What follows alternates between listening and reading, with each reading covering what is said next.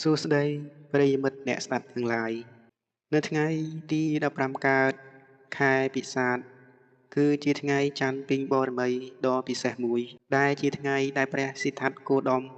បានរកឃើញព្រះពុទ្ធនៅក្នុងខ្លួនព្រះអង្គផ្ទាល់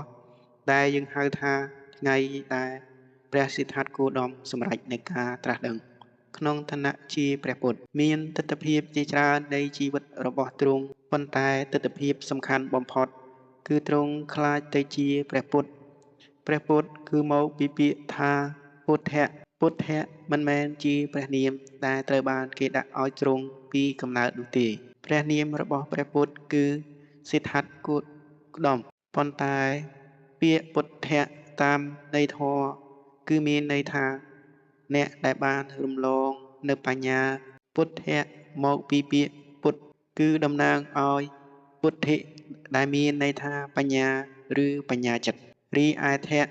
គឺតំណាងឲ្យអ្នកដែលនៅពីលើរបស់អ្វីមួយដូច្នេះពាក្យពុទ្ធៈគឺមានន័យថាអ្នកដែលបានលើសពីបញ្ញាចិត្តរបស់ខ្លួនគឺមានអត្ថន័យថាព្រះពុទ្ធឬយើងឲ្យនិយមន័យថាព្រះពុទ្ធគឺជាអ្នកដែលភ្ញាក់រលឹកប៉ុន្តែអ្នកដែលជាប់នៅក្នុងបញ្ញាឬគំនិតរបស់ខ្លួនគឺជាមនុស្សដែលជាប់នៅក្នុងទុក្ខមិនចេះចប់មិនចេះហើយអ្វីក៏កើតឡើងមានទុក្ខគ្មានអ្វីកើតឡើងក៏ទុក្ខមិនថាផ្លូវណាក៏ដោយក៏សុទ្ធតែជាទុក្ខប្រសិនបើយើងនៅក្រោមគំនិតពេកយើងហៅថាដែលមានន័យថាល្ងង់ឬអវិជ្ជាប៉ុន្តែប្រសិនបើយើងនៅក្នុងគំនិតយើងគឺជាអ្នកទទួលរងទុក្ខមិនចេះចប់តើព្រះសិទ្ធត្ថបានសម្រេចនៅឋានៈពុទ្ធៈដោយរបៀបណាការដែលទ្រង់ប្រសូតមានយុគីមួយអង្គបានព្យាករណ៍ថាព្រះរាជបុត្រអង្គនេះនឹងក្លាយទៅជាមហាអធិរាជដ៏អស្ចារ្យឬក្លាយទៅជាតាបសដ៏អស្ចារ្យម្នាក់នៅពេលដែលព្រះបិតាទទួលនៅការព្យាករណ៍នេះ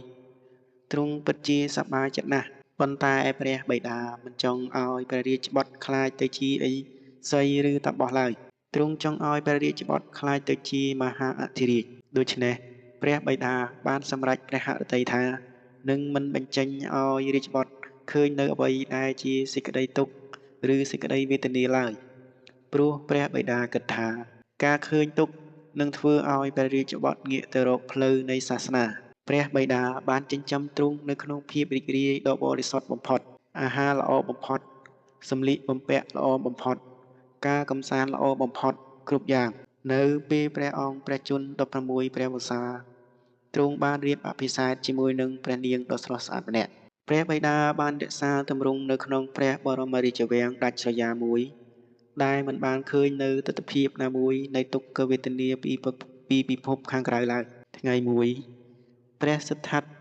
មានព្រះហឫទ័យចង្ទតទស្សនាទីក្រុងចាស់មួយទ្រង់បានបង្គាប់ទៅឲ្យអ្នកបរិយារ័តឲ្យនាំទ្រង់ទៅជំវិញនៅតាមផ្លូវព្រះអង្គបានតតឃើញបរិសុទ្ធដ៏ចាស់ជរាកំពុងតែដើរលំបាកលំបិនទ្រង់មិនធ្លាប់ឃើញបរិសុទ្ធចាស់នៅក្នុងជីវិតឡើយព្រោះបិតារបស់ទ្រង់បានការពារទ្រង់ពីទិដ្ឋភាពទាំងអស់នេះទ្រង់មានបន្ទូលថាតើមានអ្វីកើតឡើងចំពោះបរិសុទ្ធនោះព្រះរាជរថតបថាអូព្រះអង្គនេះគឺជាបរិសុទ្ធចាស់ប៉ុណ្ណោះព្រះសិទ្ធត្ថសួរដោយភ្ញាក់ផ្អើលតើមានអ្វីកើតឡើងចំពោះគាត់តើវាកើតឡើងដោយរបៀបណាអ្នកបរិយារថតបថាមនុស្សគ្រប់រូបនឹងចាស់ទៅនៅថ្ងៃណាមួយទ្រង់តតមើលជាខ្លួនឯងទ្រង់នៅក្មេងនិងស្រស់សង្ហាចុះតើខ្ញុំនឹងក្លាយទៅជាបែបនោះឬទេអ្នកបរិយារថតបដោយទន់ភ្លន់ថាបាទគ្រប់រូបអ្នកណារស់បានសមល្មមអ្នកនោះនឹងចាស់ជរាសម្រាប់ព្រះអង្គនេះគឺជាការយល់ដឹងដ៏ពិតប្រាកដមួយទ្រង់ត្រូវតែទទួលយកថាគាត់នឹងក្លាយទៅជាចាស់បែបនោះនៅពេលទ្រង់ធ្វើដំណើរទៅមុខទ្រង់ក៏ឃើញបុរសម្នាក់ទៀតដេកនៅតាមផ្លូវកំពុងតែមានជំងឺមិនអាចងើបបាននៅក្នុងសេចក្តីទុក្ខដ៏វេទនាធ្ងន់ធ្ងរទ្រង់មានព្រះបន្ទូលថាឈប់តើបុរសនោះជាអ្វីតើគាត់កំពុងធ្វើអ្វីពុទ្ធក៏បានទៅសួរអ្នកបរិយារថតបថាអូគាត់ឈឺដោយអកុសលព្រះពុទ្ធដែលជាព្រះនាមសិទ្ធត្ថក៏បានសួរថាតើវាមានន័យដូចម្ដេច អ្នកបរិច្រត់ថារាងកាយយើងពេលខ្លះក៏ឈឺវាកើតឡើងចំពោះនរណាម្នាក់វាក៏អាចកើតឡើងចំពោះមនុស្សគ្រប់រូបដែរសិទ្ធត្ថក៏បានសួរថាចុះខ្ញុំជាព្រះអង្គម្ចាស់តើវាកើតឡើងចំពោះខ្ញុំឬទេអ្នកបរិច្រត់តបថាបាទវានឹងកើតឡើងចំពោះមនុស្សគ្រប់គ្នានៅពេលនោះទ្រង់យល់ថាអូខ្ញុំអាចនឹងទៅខ្លាចទៅជាបែបនេះបានទ្រង់មានសភាពវង្វេងស្មារតីដោយការរំខានទាំងនេះបន្ទាប់មកទ្រង់បានតតឃើញពិធីបន់សាកសពពួកគេកំពុងដឹកសាកសពបុរសម្នាក់ទ្រង់ក៏សួរតើមានអ្វីកើតឡើងចំពោះបុរសនោះអូគាត់ទើបតែស្លាប់មិនមានអ្វីកើតឡើងទេតើវាមានន័យដូចម្ដេចវាជាអ្វីដែលកើតឡើងចំពោះមនុស្សគ្រប់រូបដោយគ្មានករណីលើកលែងនៅពេលនោះពិភពលោកទាំងមូលនៃព្រះអង្គសិទ្ធត្ថបានបាក់បែកយ៉ាងដាច់ស្រយាលភាពរីករាយភាពฮืអហាព្រះបរមរាជវាំងទាំងមូល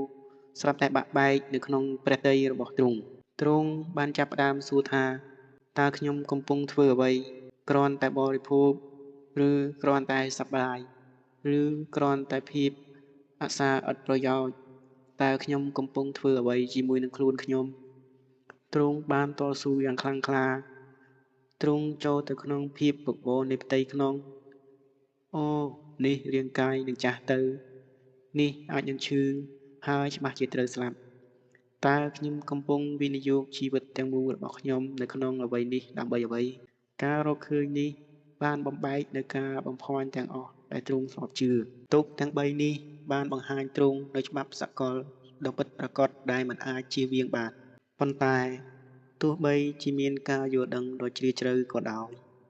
ទ្រង់មានព្រះរាជបុត្រតូចមួយរួចទៅហើយទ្រង់ទតមើលព្រះមហេសីជាទីស្រឡាញ់និងបុត្រតូចដ៏គួរឲ្យស្រឡាញ់របស់ទ្រង់ទ្រង់មិនអាចចាកចោលវាបានឡើយ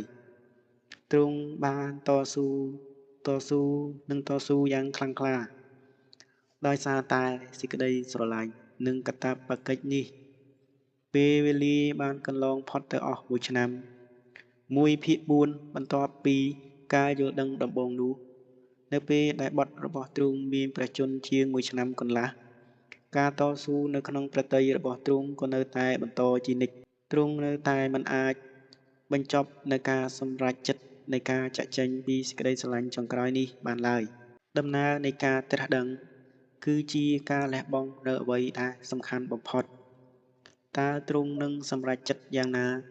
តើទ្រង់នឹងចាកចេញពីភរិយានិងបុត្រដើម្បីស្វែងរកដំណោះស្រាយសម្រាប់ទុក្ខរបស់មនុស្សជាតិដែរឬទេ